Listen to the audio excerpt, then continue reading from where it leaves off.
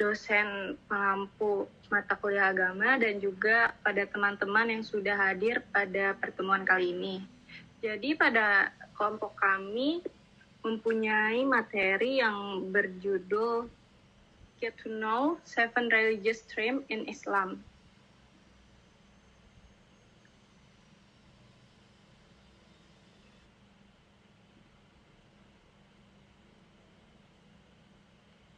So the definition of Islamic stream is religious stream or religious understanding is defined as the knowledge of a person or group of people about religious teaching resulting from efforts to understand faith and worship that is held firmly according to belief and practice in everyday life.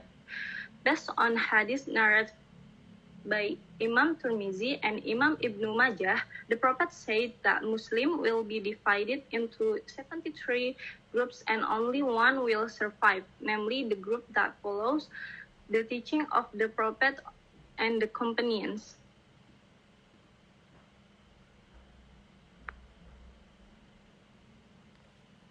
The reason for the emergence of sect in Islam, Al-Bahi mentioned three factors that cause difference in understanding or school to emerge. The first, the existence of domestic political upheaval. The second, the flow on non-Muslim thought, plus as a result of change in cultural and political processes. From traditional to rural societies, or cultures to advanced cultures or societies, and from regional to world politics.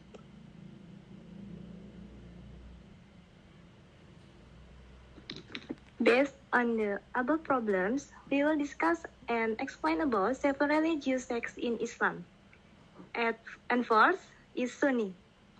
Sunni, in the sense of the Kalam expert, definition is a belief that is based on nakil evidence, the Quran, Hadith, and core sayings of the Sahabi, rather than relying socially on the understanding of the intellect. It can be concluded Sunni are those who follow the Sunnah and adhere to it in all matters in which the Messenger of Allah is above it, and his companions. The true Ahlus Sunnah wal Jama'ah are the companions of the Prophet and those who follow them until day of judgment.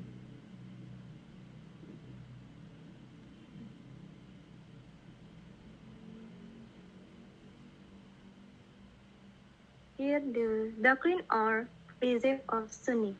First, it fight about the divinity, about prophethood, and about the ancient things that have been explained in the Quran and Al-Hadith.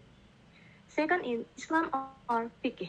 Islam can be realized by applying the laws and rules of fiqh that have been determined by the Quran and Al-Hadith with various understanding tools. And the last is ihsan or tasawwuf. Tasawwuf is an effort to keep the heart so that in behavior always towards one heart, namely hoping for the pleasure of Allah Subhanahu wa Ta'ala. And the second religion is Shia.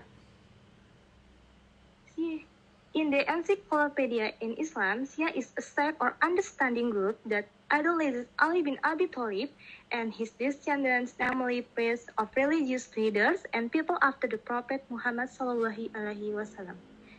And it can be concluded, in particular, Shia hold that Ali bin Abi Thalib, who was the cousin and son-in-law of Muhammad and was the successor to the caliphate after the Prophet Muhammad, thus believing that Ali bin Abi Thalib and his descendants are the imams or leaders of the religion and the people after the Prophet Muhammad.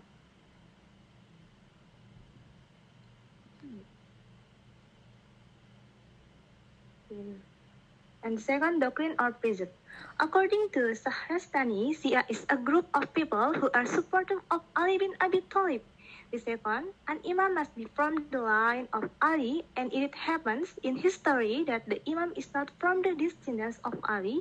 It is injustice and taqiyah on the part of the descendant of Ali. Third, according to the Shia, the imam is not only is not only limited to the benefit of religion, but the Aqidah, which is the foundation of religion. Okay.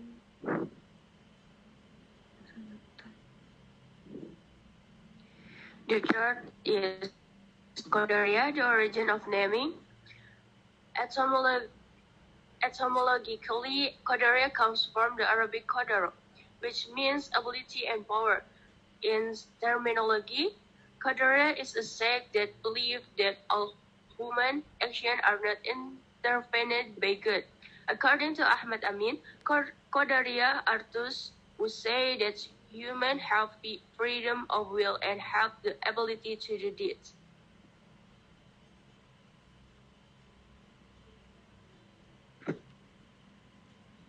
Doctrine or precept. The first desire is a follow-up to knowledge. The will is also called rational desire.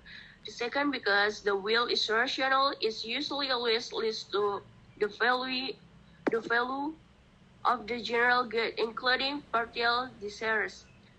The last, there is no necessary connection between the general purpose or in good action and the partial purpose or in man's action.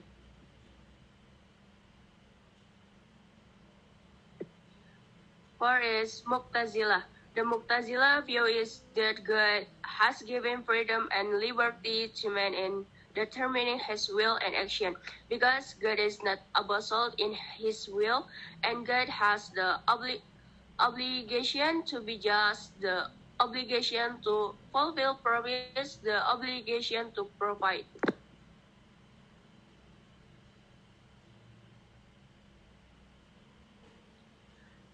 History of the birth of Mu'tazilah. The birth of the Mu'tazilah first appeared in Basra, Iraq, in the 2nd century AH. The history of the emergence of this sect stem from the opinion of Wasil bin Ato and Amr bin Ubaid. Both of them were involved in a debate with Imam Hasan al-Basri regarding the status of the perpetrators of major sins. The debate took place in an assembly led by Imam Hasan al-Basri at the Basra Mosque. Wasil bin Ato and Amr bin Ubaid state that the perpetrators of major sins are neither believers nor disbelievers. Because of this answer, Imam Hasan al-Basri then expelled them for his assembly.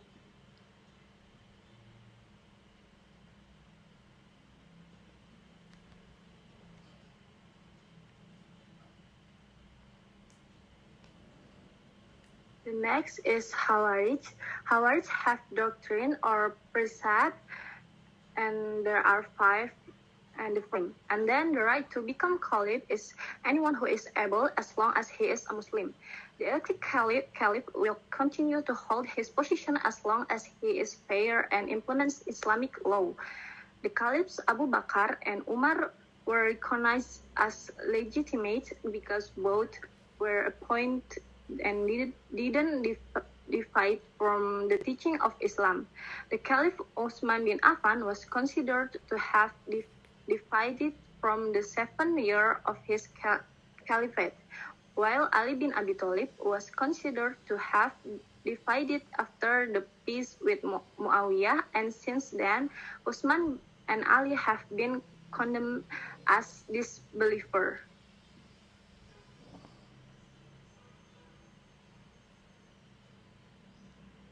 So, causes of the rise of the Khawarij stream is originally the Khawarij were people who supported Sayyidina Ali. However, eventually they hated him for being weak in upholding the truth, just as they also had Muawiyah for opposing Sayyidina Ali, the rightful caliph. They demanded that he admit his guilt for accepting the tahkim If Sayyidina Ali would repent, then they would be willing to join him again to face Muawiyah. But if not willing to repent, then the Khawarij declared war on him, as well as declaring war on Muawiyah.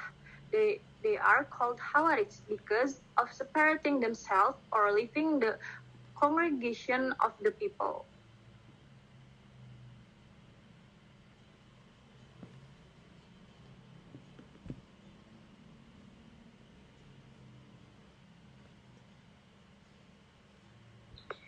The sixth in Jabariyah. In legend, Jabariyah fatalism comes from the word Jabara, which means for force and require him to do something. According to Harun Nasyatan, Jabariyah is an understanding that status that all human actions have been predetermined by the qada and qadar of God. This means that every action that human do is not based on human will, but is created by God and by His will. Human do not have freedom in action. Human do action under duress or majbur.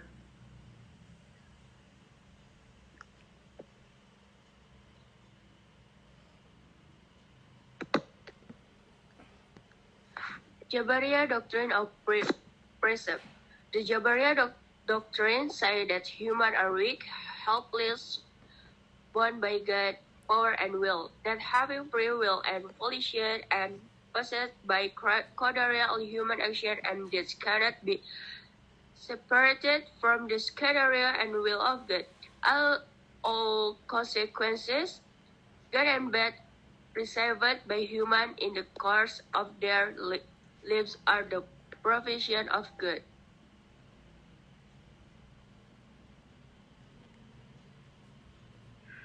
The last is Murji'ah, a theological set in column science that implies forgiveness and revive for major sins. According to the Murji'ah sect, faith is sufficient for confession in the heart without having to be proven by daily deeds.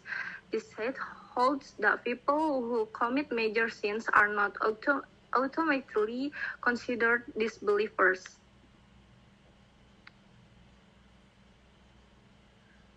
So the doctrine in Murji'ah stream, the first is postponing the punishment of Ali, Muawiyah, Amr bin As, and Abu Musa al-Ash'ari, who were involved in the tahkim and leaving it to Allah, the Almighty, on the day of resurrection, the Almighty on the day of judgment.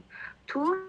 Handing over the judgment to Allah, the Almighty, on the Muslim who commit a major sin. 3. Ali's suspension of the fourth rank in the rank of Al-Khalifah ar-Rashidin. 4. Placing the importance of faith over charity. One of the Murji'ah mottos, La yaduru ma'a al-iman ma syi'ah kama la tanfa'u ma'a al-kufri taha. The last is giving hope to Muslims who have committed major sins to obtain forgiveness and mercy from Allah the Almighty. So the conclusion of this material at the time of the Prophet Muhammad, various differences in views must have been consulted directly to him. It is undeniable that since the Prophet's death, different views have begun to emerge, eventually forming schools, madhabs or sub-madhab, including the moment of the presence of false prophets. In Indonesia, most Muslims follow the views of Ahlus Sunnah wal Jamaah, with the Ash'ariyah Aqidah and the Shafi'i Mazhab of Fiqh, and Sufism by following the teachings of Imam al-Ghazali.